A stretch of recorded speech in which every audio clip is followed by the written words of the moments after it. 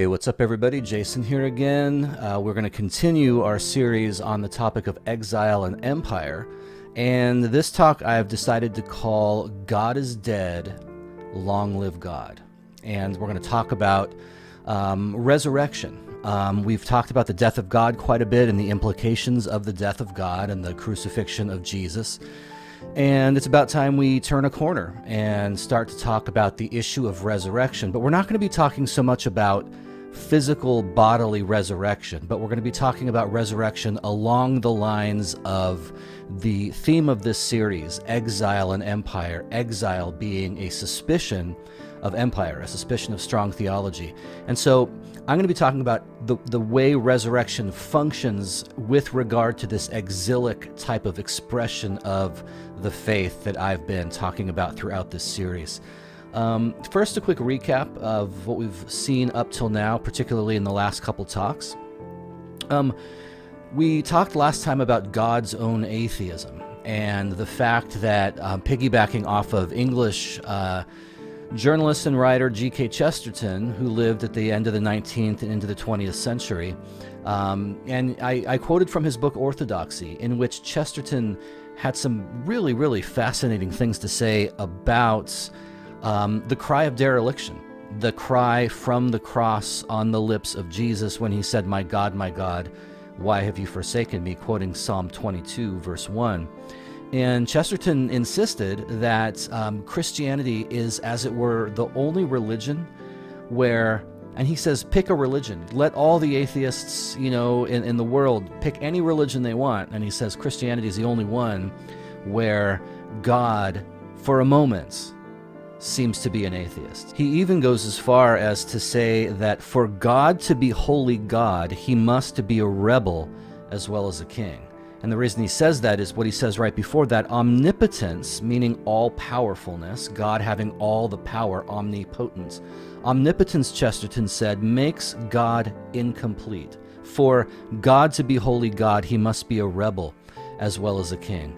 It's interesting because, when I was training for the ministry, studying for the ministry at Westminster Seminary, the seminary is in the Calvinistic Reformation tradition. And one of the biggest issues in Calvinism, if anybody out there is looking into or dabbling in Calvinism, one of the big issues you come across in those discussions is the issue of God's power.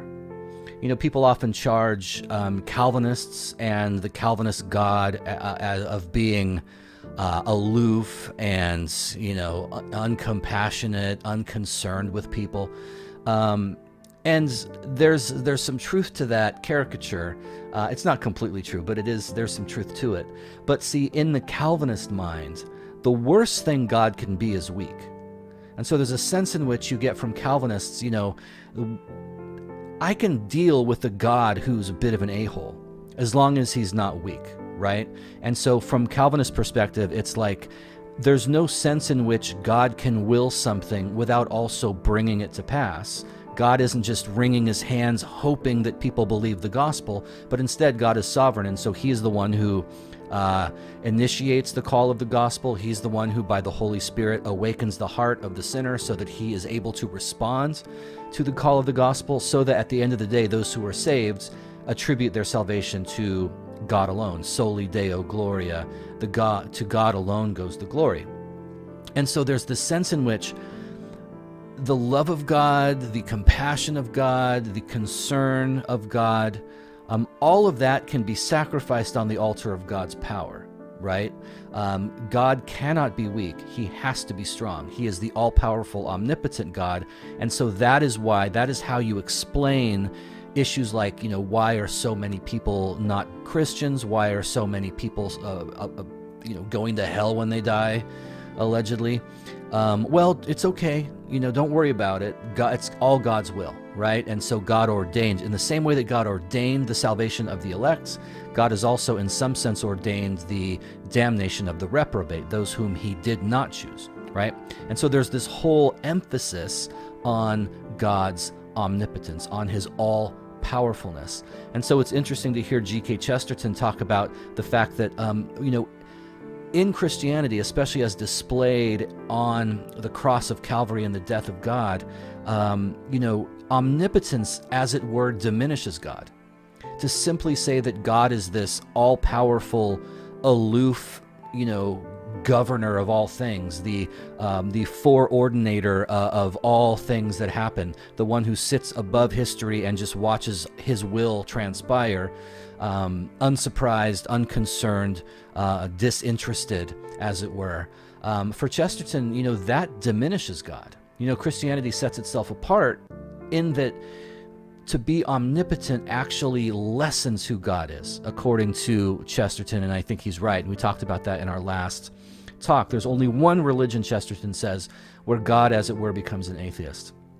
Now, we saw also last time that when we're talking about the death of God, the last thing we should be concerned about is what I called atonement theory, right? This idea that we need to explain this seemingly absurd, sublime episode in which God dies, right? I mean, Paul says in 1 Corinthians 2, when I was among you, I determined to know nothing except Jesus and him crucified. That's all Paul is concerned about.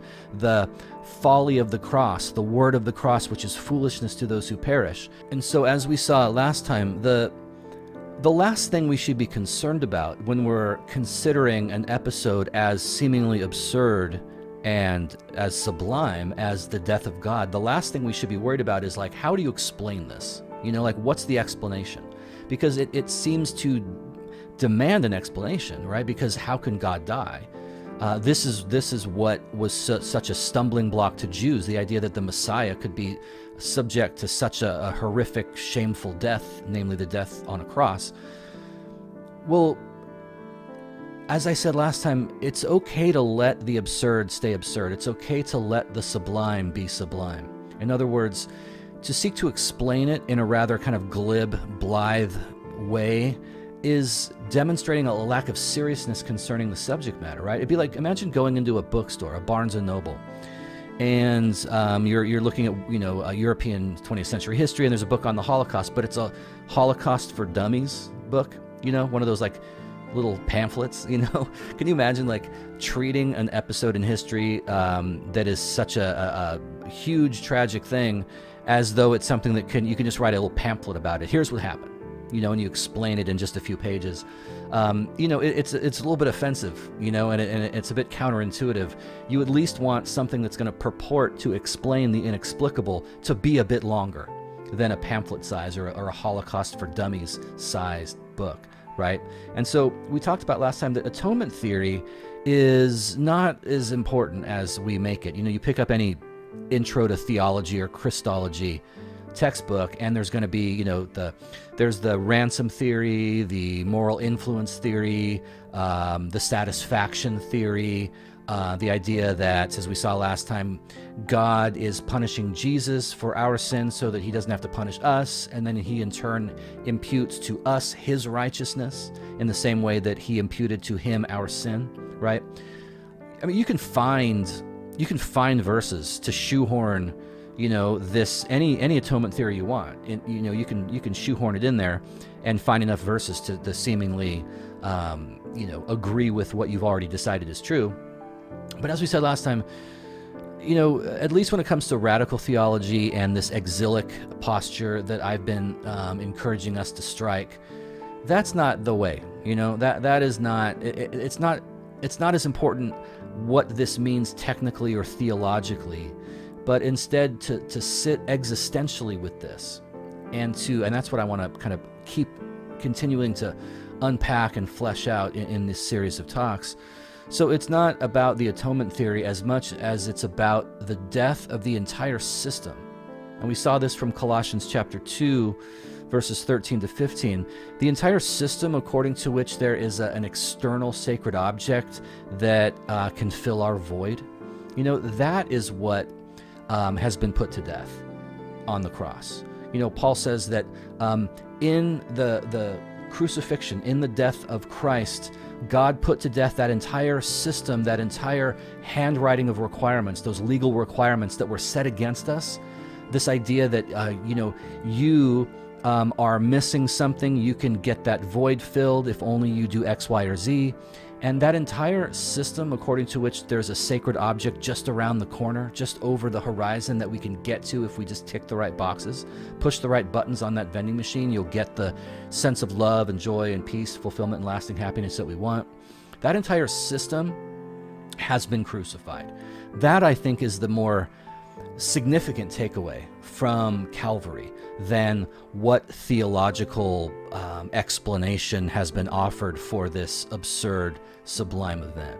Okay, so that's kind of what we looked at last time, and I want to, as I said, pivot to the issue now of resurrection.